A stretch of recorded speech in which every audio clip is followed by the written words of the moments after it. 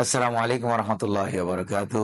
দেশ এবং বিদেশ থেকে যারা দেখছেন শুনছেন, প্রিয় দিনী ভাই এবং বোনেরা, সবাইকে অসংখ্য অগণিত মোবারকবাদ জানাচ্ছি। আমি গোলাম কবির আজহারি।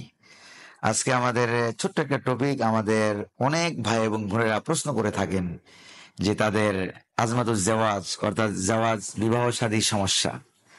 এটা গোটা পৃথিবীতে বর্তমানে দেখা যায় যে অধিকাংশ ক্ষেত্রেই বিবাহ শাদীর ক্ষেত্রে অনেক অনেক সমস্যা।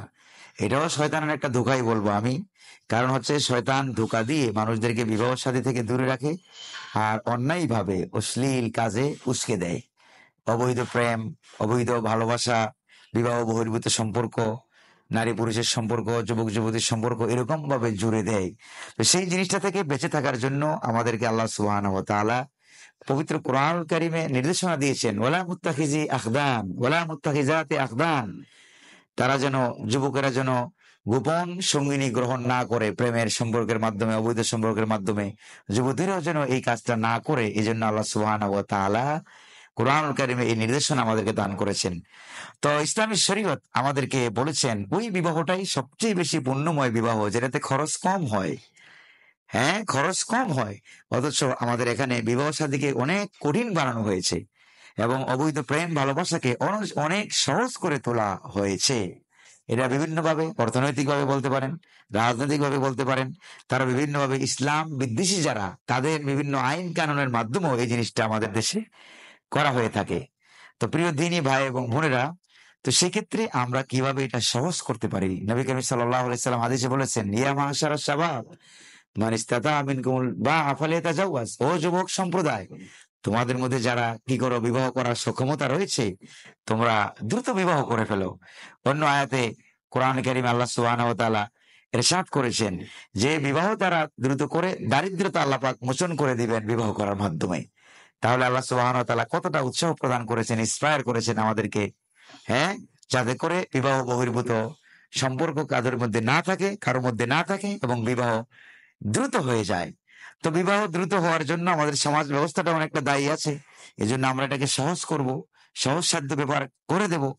এই জন্য আমাদের প্রিয় যুবক ভাই এবং বোনেরা যাদের বিবাহ শাদী হচ্ছে না, তারা একটা দোয়া পড়তে পারেন। আপনারা তারা একটা দোয়া পড়তে পারেন এভাবে যে, আল্লাহুম্মা ইন্নী আসআলুকা আন তারযুকানি বিজাওজিন সালিহিন কারীম। ইয়া কারীম, আল্লাহ তাআলা তুমি আমাকে সৎ স্বামী তুমি আমাকে দান করো।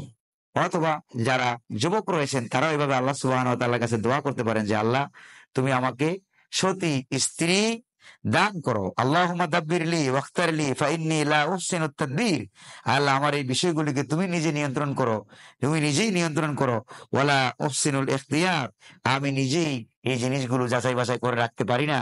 আল্লাহ তুমি আমাকে উত্তম স্বামী, তুমি আমাকে উত্তম স্ত্রী দান করো। ওয়ারদিনী বিহি ইয়া রাব্বাল আলামিন।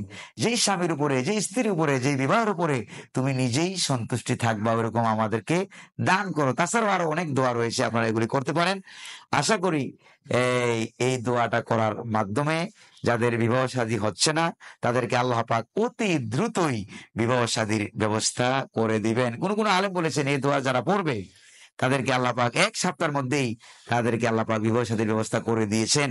এরকম কিছু প্রমাণও রয়ে গিয়েছে। আল্লাহ সুবহানাহু ওয়া তাআলার কাছে আমরা এই দোয়াটা করব। নবী করিম সাল্লাল্লাহু আলাইহি সাল্লাম আরো বলেছেন, আদ-দুনিয়া কুল্লুহা মাতা। এই দুনিয়ার সবকিছু হলো সম্পদ। ওয়া খায়রু মাতা'ইদ দুনিয়া আল মারআতুস সালিহা। আর এই দুনিয়ার সর্বোত্তম সম্পদ হলো সতী একজন সঙ্গিনী স্ত্রী। তো এই জন্য আমাদের উচিত আল্লাহ সুবহানাহু ওয়া তাআলার কাছে দোয়া করা এবং এই ক্ষেত্রে আমাদের ইখতিয়ার প্রদান করা। নবী করিম সাল্লাল্লাহু আলাইহি সাল্লাম বলেছেন, তুনকাহুল মারআতু লিআরবা। 4 কারণে একটা নারীকে বিবাহ করা হয়। বলি জামালিহা, তার সৌন্দর্যের কারণে। বলি মালিহা, তার মাল সম্পদের কারণে। হ্যাঁ, তার বলি হাসাবিহা, তার বংশগত কারণে, উন্নত বংশ হওয়ার কারণে। বলি দীনিহা, এবং তার দ্বীনের কারণে, ঈমানিয়তের কারণে। এরপরে নবী করিম সাল্লাল্লাহু আলাইহি সাল্লাম বলেছেন, ফাসফার বিজাতি দ্বীনি তারিবাত ইয়াদাক। তুমি একজন দ্বীনদারিনী স্ত্রী নিয়ে তুমি সফল কাম হও, সুখী হও। তারিবাত ইয়াদাক, তোমার 2 হাতে মাটি লাগুক, অর্থাৎ তুমি সফল কাম হয়ে থাকো। আল্লাহ সুবহানাহু ওয়া তাআলা আমাদেরকে ওইরকম দাম্পত্য জীবন দান করুন, জান্নাতি দাম্পত্য জীবন দান করুন, যেটা শুরু হবে দুনিয়ায়, শেষ হবে, চিরস্থায়ী হবে জান্নাতে গিয়া। ওয়া আখিরু দাওয়ানা আনিল হামদুলিল্লাহি রাব্বিল আলামিন। ওয়াসসালামু আলাইকুম ওয়া রাহমাতুল্লাহি ওয়া বারাকাতুহু।